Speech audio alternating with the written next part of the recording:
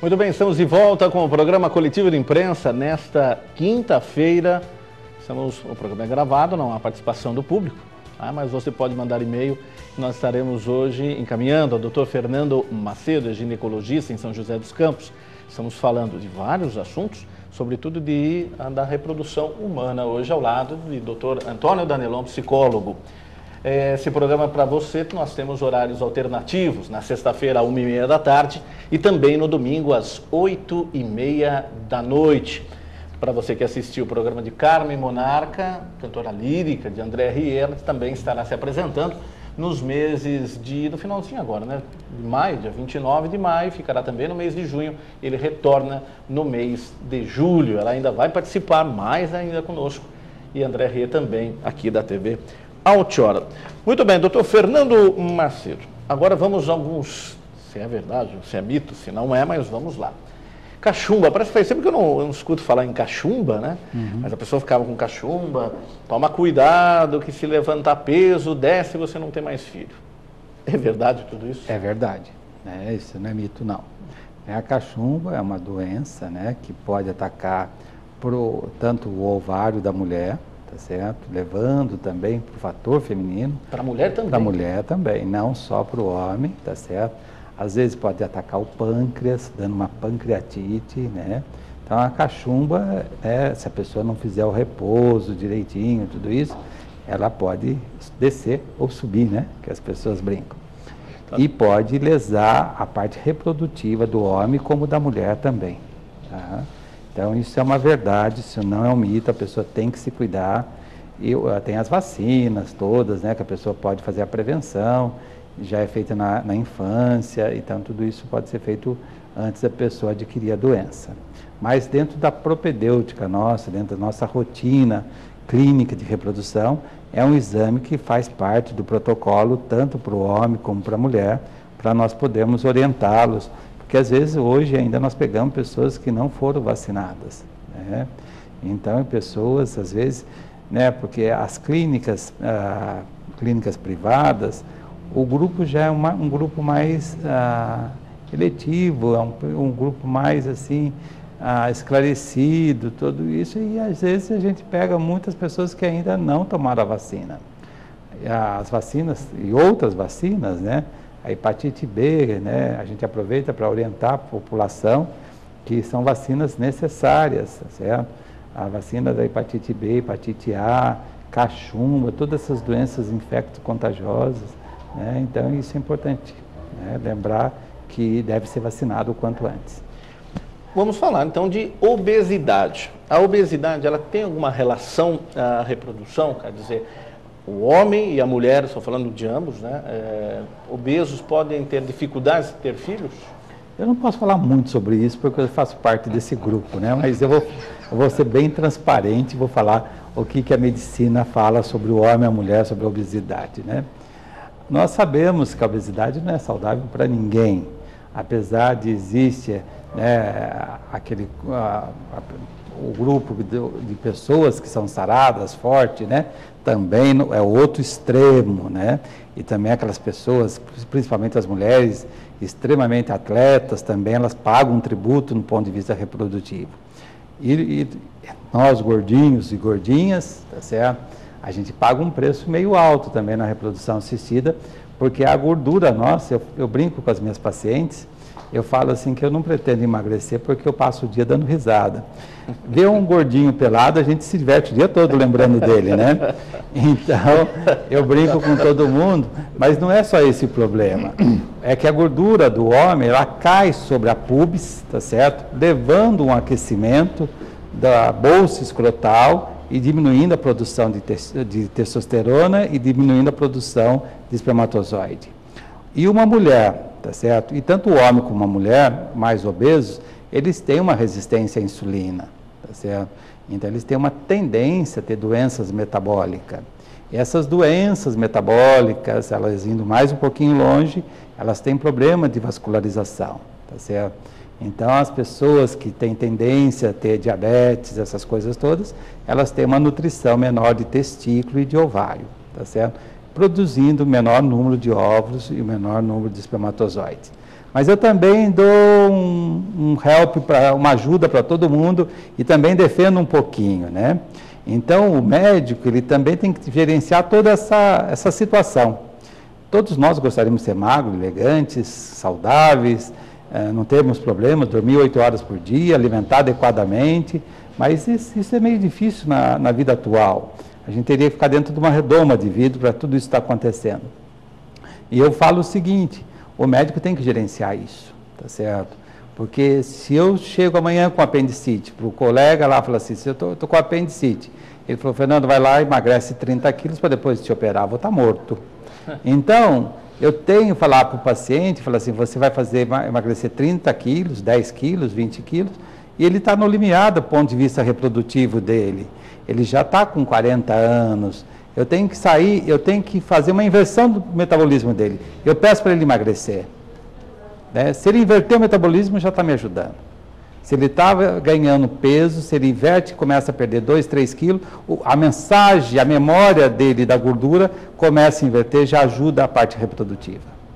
Quer dizer, então a alimentação é fundamental. A alimentação, sim, né? É ideal que as pessoas se alimentem, todo mundo tem direito a isso, né?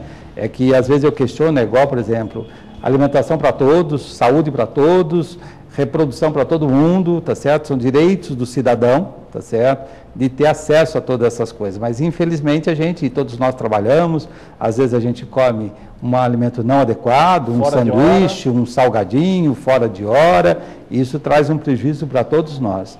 Então, a alimentação, lógico, se der para fazer uma alimentação sem agrotóxico, sem comer aquele tomate bonito, sem comer aquele alface bonito, entendeu? Mas se a gente puder fazer uma alimentação mais adequada, não tenha dúvida, independentemente se é parte reprodutiva ou não. Você tinha uma pergunta de alimentação? Sim, aqueles jovens que se preocupam muito com o físico e tomam aqueles energéticos, aquelas bombas, se isso prejudica a reprodução no momento posterior da vida dele, se realmente afeta os testículos, se atrofia, o que o senhor pode dizer para esses jovens que estão nas academias aí da vida? As academias, elas deveriam ter uma orientação, existe o personal trainer, tá certo? Devia ter o personal reprodutivo, né? Porque nós sabemos, as atletas que correm muito, as mulheres, tá certo? Que fazem muito esporte, elas param de menstruar, elas param de ovular. Isso para o fator feminino.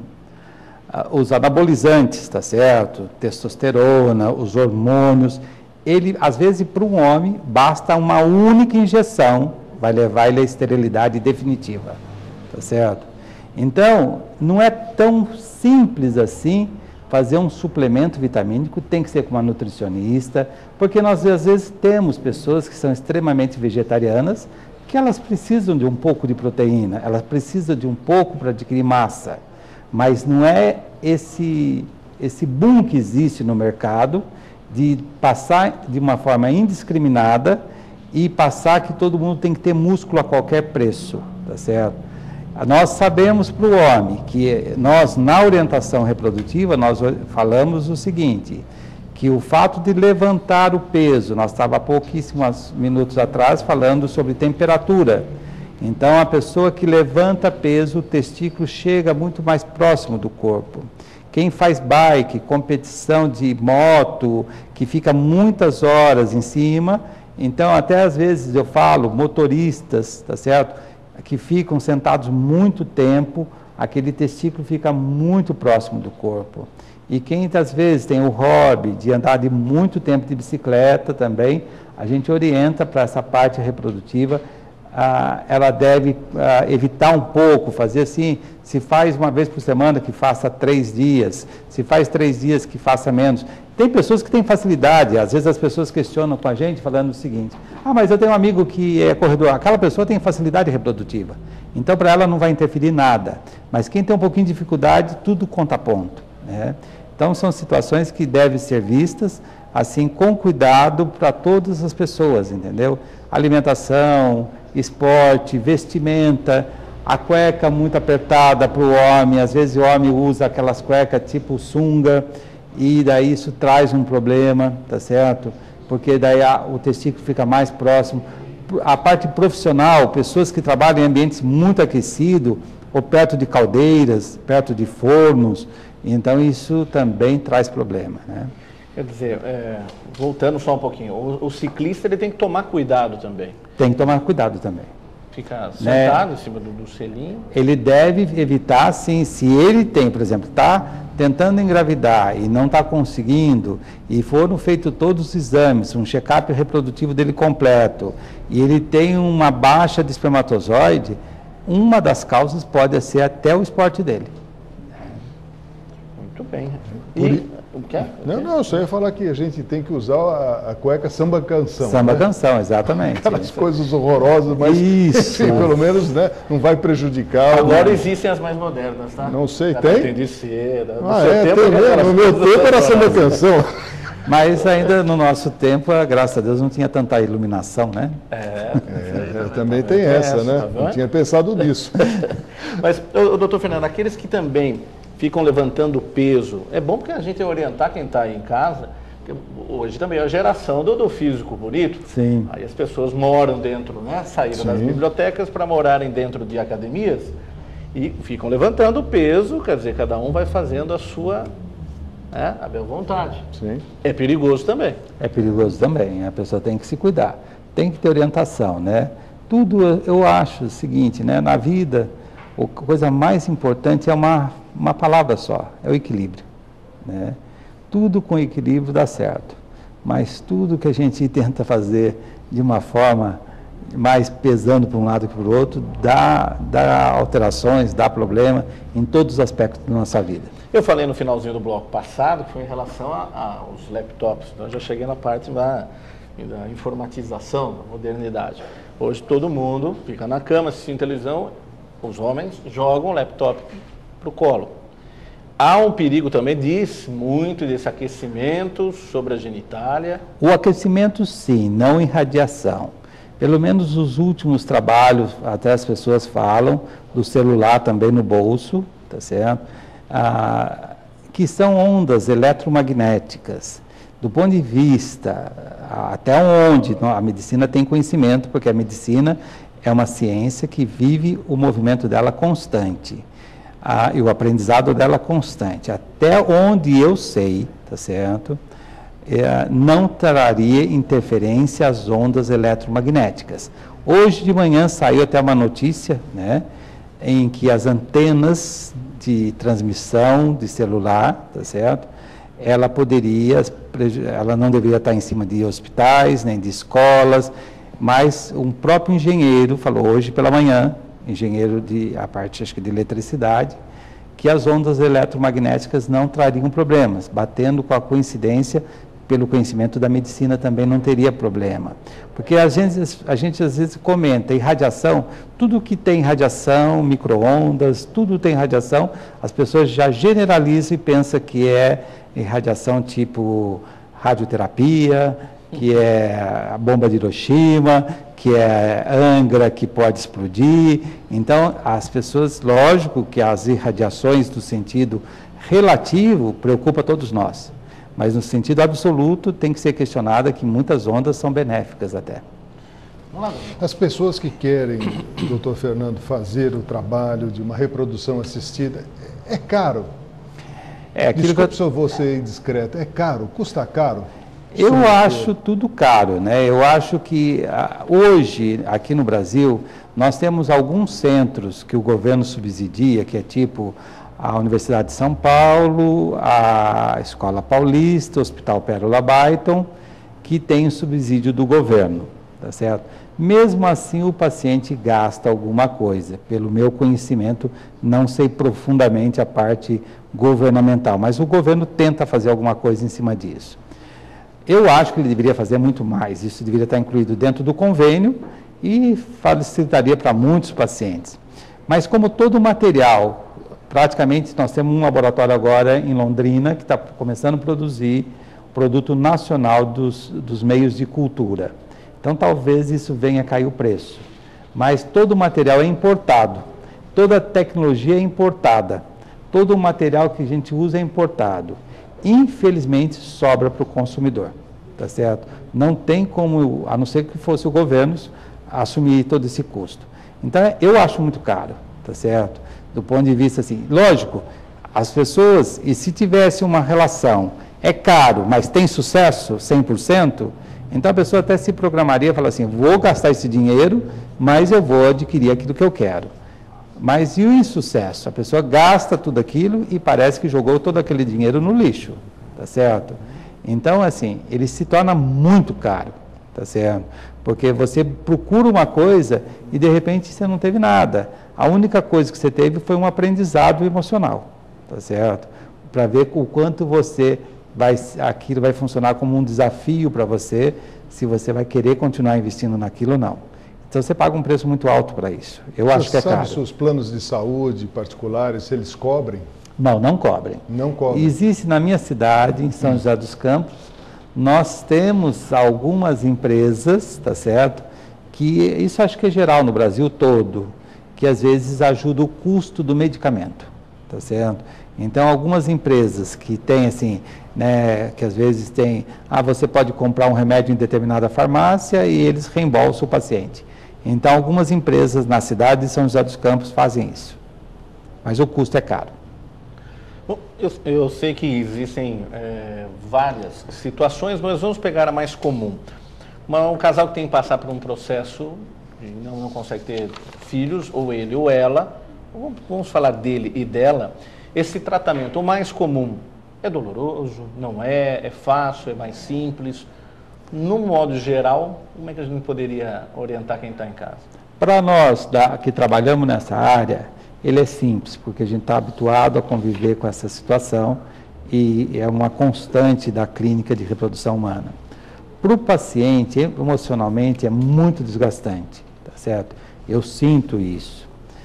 A gente até conversa com alguns pacientes, é tipo assim, quando a gente começou a escrever a primeira vez, o calo dói, né? A gente pega o lápis, começa a escrever, fazer o caderno de caligrafia, começa a doer. Depois de um tempo ele não dói mais, porque já formou o calo. Então eu acho que assim se passa com o sofrimento, ou com o sucesso.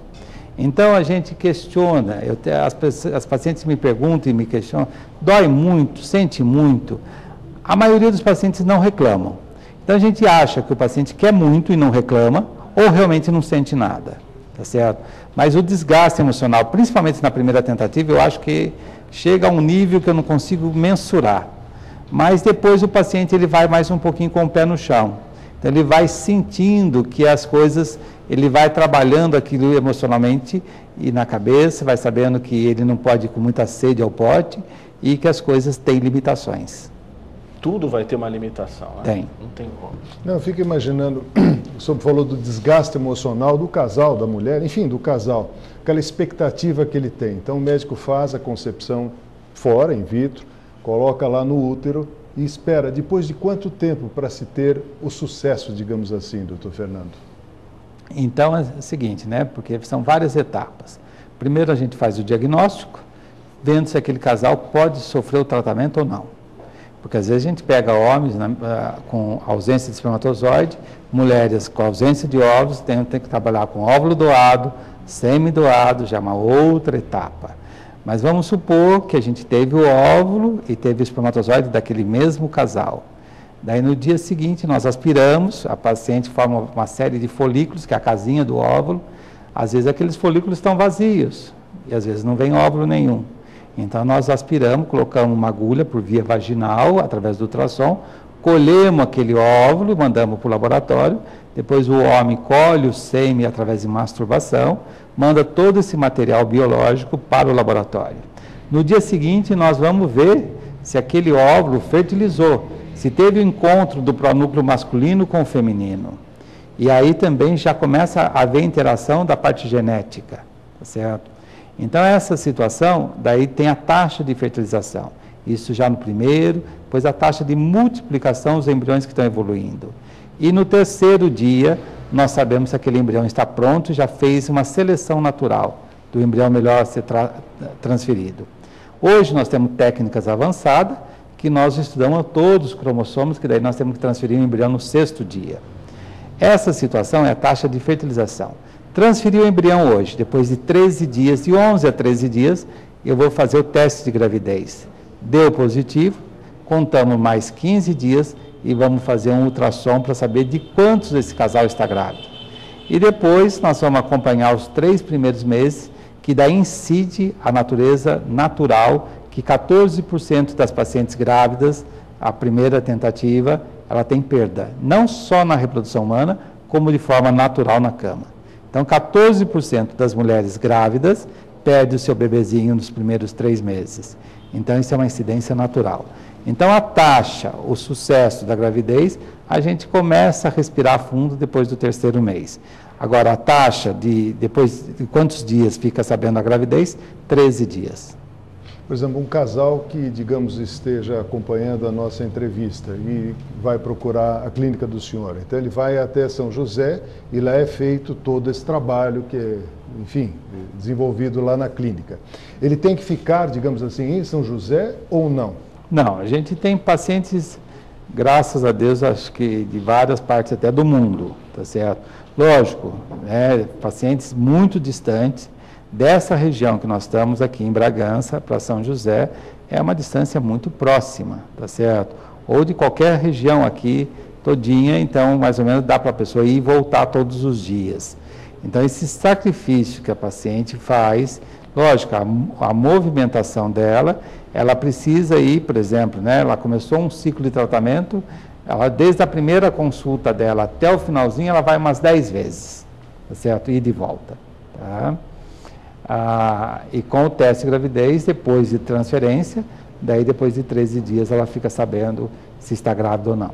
E posteriormente? Daí ela vai fazer as consultas de pré-natal periódica dela, uma vez por mês, até ter alta e vai ser acompanhada pelo obstetra dela na cidade dela. Né? Muito bem. Nosso segundo bloco já terminou também, passou rápido. Hoje nós estamos entrevistando o doutor ginecologista, o doutor Fernando Macedo, de São José dos Campos, ao lado de doutor Antônio Danelon, psicólogo e também aqui da casa. Nós vamos para um rápido intervalo, voltamos em seguida com o último bloco do programa Coletivo de Imprensa. Até já.